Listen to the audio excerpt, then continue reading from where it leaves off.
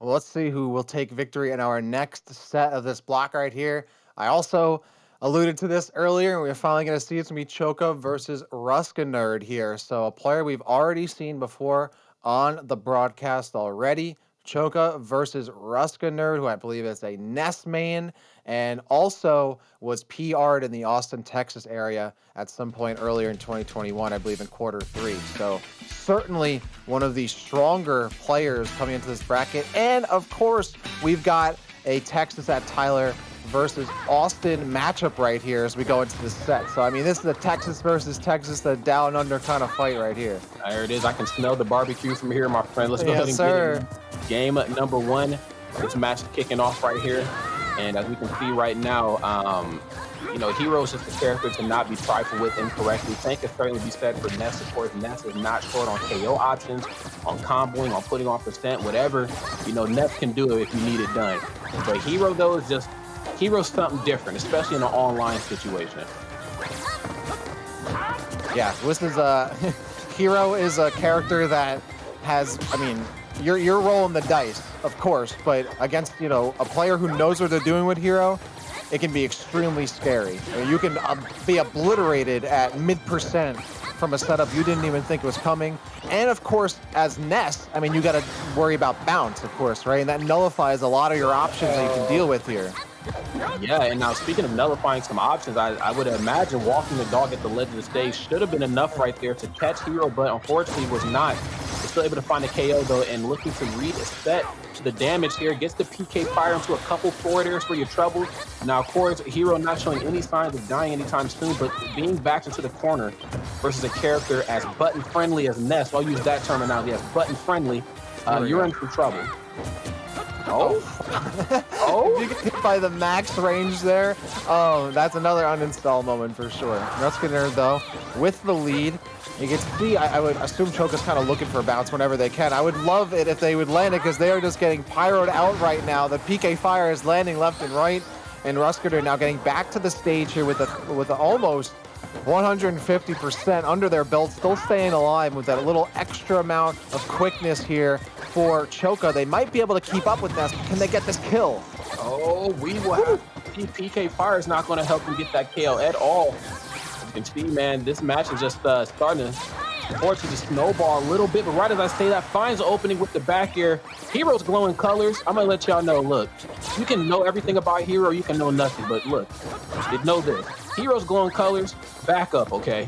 I'll put it that way. I mean, we were talking about that with Wii Fit Trainer. If this character has some kind of aura, you respect that aura, right? You don't watch anime and just, this guy's got no aura, no big deal. No, has aura, you better respect that. And of course, had the psych up. Oof, almost gets hit right to the dome.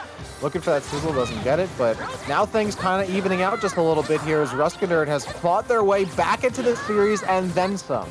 That's right. I love that quick up B right to the up smash on the platforms. That's a sign of a very battle-tested Hero player, if I may say so myself. A lot of rolling around, though, here. You don't want to roll around on Ness too much. Of course, they have options to catch you on both sides, up smash, down smash, namely. Of course, Nair Ride is still depending on how close to the body you roll. Yes, sir. Finds Ness off stage, though. Goes to run off forward. And unfortunately, wait, what am I looking at? Oh my God, I don't even. Oh man, Choka puts themselves down for the count, and then Ruskanerd's like, wait a second, I want to get in on this action. I want to earn my kills and get hit him with the stomp bees right there and put him down for the count. Wow. Let's see that again. Yeah, can we just maybe, if possible, big shout to the production as well, too. All just waited for the option, of course. Hero not the fastest character off stage, and Ness exposing that there. Dominantly. You could see that they weren't anticipating the magnet shift because you could see them the Hero shift back a little bit and not throw anything out to contest, and that opened them up for the down air right there. That is what a crazy end to that. If you were gonna tell me that's how that game would end it, I would be like, well, man, you're a liar because I don't think that's gonna happen. But Ruskanerd, make the most of that. I'll put it this way, Dak, I think it's in your best interest too, because that match really wasn't all that terrible. I mean, I still feel like, when you play Hero at this level, you have to tell yourself there's going to be points and times where I'm going to be very down in a match, and there's going to be points and times where I'm going to be very up, just due to the sheer nature of my character's design. And I think, with how they were handled off stage, I think it was best to get it done as quickly as possible. Because heroes, the longer they're on stage, the longer they're setting up shop, the longer they're figuring things out, it's just not going to be good for you. And already Ruskiner coming out of the gate with some fire right there, both both literally and figuratively, and racking up a little bit of damage, but then Choka immediately responding. And so you have these really close quarters here on Yoshi's Island that both players are going to be able to deal with. But as we were talking about earlier, the kind of slower frame data for Choka is making it hard for them to stay on the stage. And I think they were trying to scroll down the menu. Ruskiner, no, hitting him with the head nod for the second time. And Choka now has to fall back in here and try and get back into this. No, don't die again to this. Okay, almost gets please do not read the timeline, okay? Wow, this is just not the best start here, but you know what, though? Hero not short on strength, so I mean, if you can find a straight hit, or, if you can figure out a way to get Ness off stage, I mean, I think Hero can certainly abuse, but no off-stage prowess needed. The up smash is going to get it done. And then just a raw baseball bat swing right there. Almost hits him with the yo-yo as well. That forward smash did connect, the yo-yo did not. And now evening things up just a little bit more. I mean, Choka's probably wishing they would have bounced at some point here. I don't think we've seen it even once so far. I wonder if they're just getting like the worst luck right now and not even getting it as an option. There it is, actually had it there, but I think had to cancel the menu to try to air dodge and get back to the stage. So this is still looking rough. Choka, unfortunately, not getting the dice rolls that they would hope for. Probably going to have to avoid Vegas for a couple months here. That luck is just not looking good. Hey, I hear you, man. Look, I go to Vegas. I don't ever roll good. I stick to eating. I let people roll for me, man. When I play craps, I look for people who've been rolling for 45 minutes. I just hand the dice over to them. You're better than me, man. You can find me at the buffet. I have no business at the man. You know that. Oh, Ruskiner getting hit.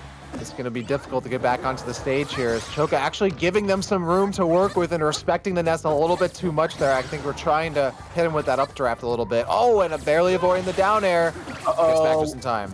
That's right. Walks the dog, but unfortunately enough, not able to find the open. Now, this is actually a pretty decent position to be in. 77%, of course. Hero's blowing some colors here, so obviously Ness has to proceed with caution. I'm sure Ruskiner is very well aware of that. However, it is in your best interest to try to keep Hero off stage. Yes, you haven't been on the mark or on the money with all of your down smashes, but just the fact that Hero's off stage means that he is not attacking, and you have him in a good position. All right, PK Flash is kind of keeping Choka like, hey, remember, you can't just be jumping around and trying to cross up above me. You got to respect that. A little bit of airspace. And then the yo-yo. You walk in the dog, hit him with a taunt yet again, and Ruskiner up 2-0 on that Yoshi's Island win.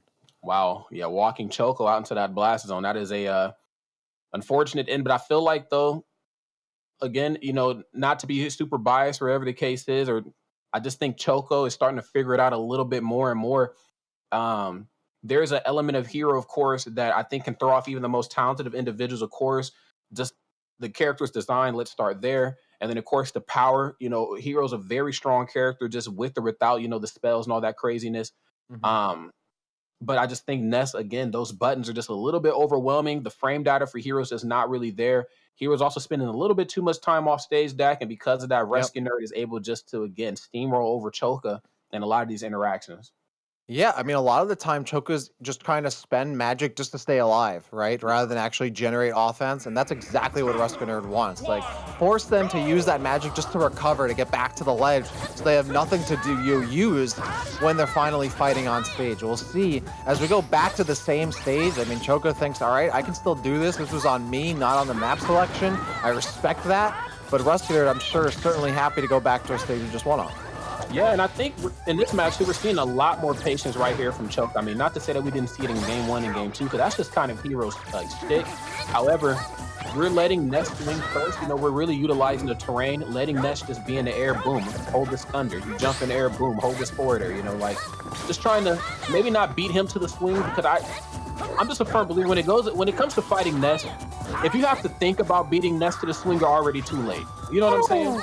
But in a case like this, let him swing, go for the punish. Now, great absorb right there, taking that snooze away from him. Oh, this Acceleratle actually working against Choka. They're almost, unable to handle that extra momentum and running into so many of Ness's moves there. Ruskinerd will take that first stock. Oh! Respecting it maybe a bit too much, and finally there's the bounce. They not only have the bounce, but they also are still at over half magic power, right? So they're really good to go for getting this kill on Ness. And I think Ruskinerd's actually trying to wait out the bounce a little bit on this last stock if they can, and it does go away. Very smart there. We wait for that to get back on stage. And now, to me again, Choka trying to get something done here with now just about a third of their magic power remaining.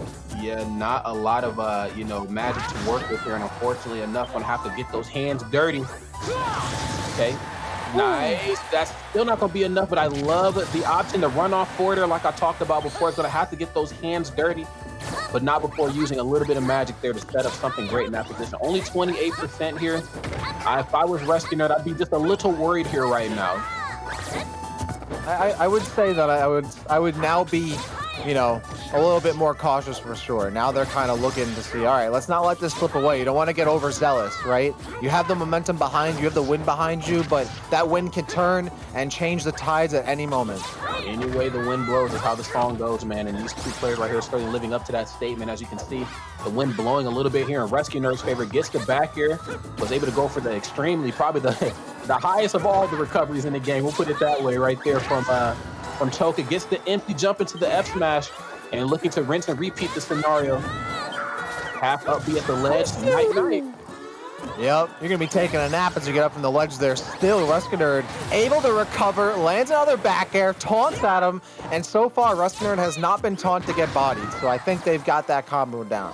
That's right.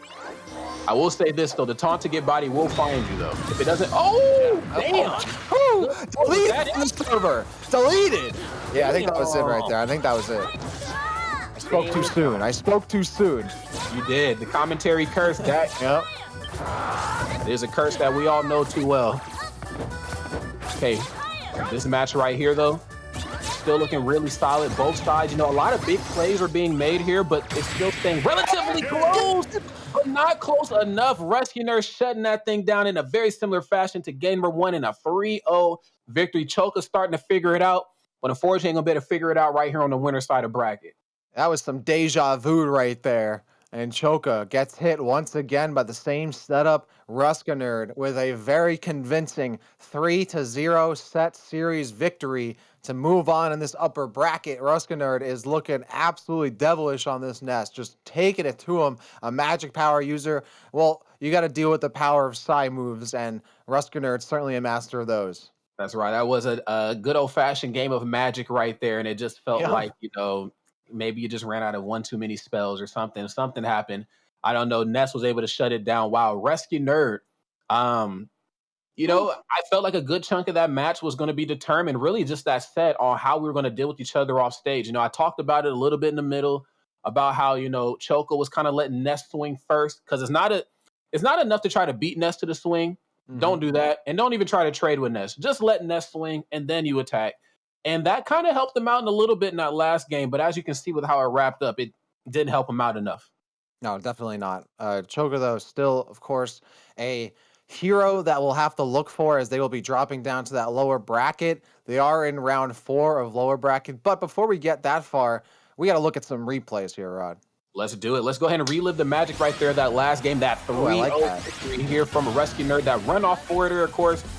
Going to close it out. Not really much Hero can do about that, unfortunately, especially when you have to elect to go for a high recovery. And then, boom, I think he ends up bonking his head on Pokemon Stadium there. Yeah.